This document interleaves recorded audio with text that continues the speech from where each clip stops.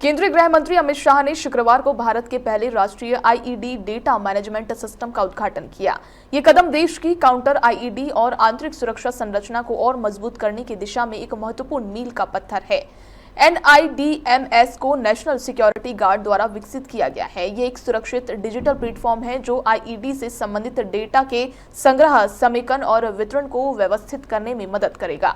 Virtual उद्घाटन के दौरान अमित शाह ने कहा कि इंटर एजेंसी समन्वय भी अब और बेहतर होगा।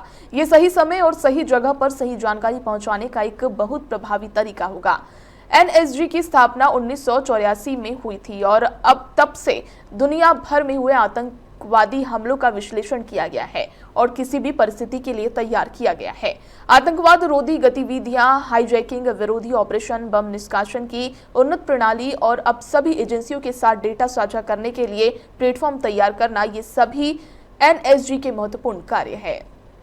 मुझे विश्वास है कि NIDMS का ये जो आज शुरुआत हो रही है उससे ये प्रक्रिया में गति आएगी और देश को आतंकवाद से सुरक्षित बनाने में एक महत्वपूर्ण पड़ाव हम पार कर पाएंगे।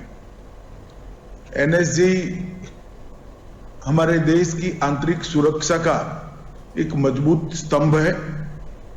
NSG के जवानों की वीरता, अद्वितीय कौशल और समर्पण एक प्रकार से हमारे देश के नागरिकों को चैन की नींद सोने का एक कारण बनी हुई है।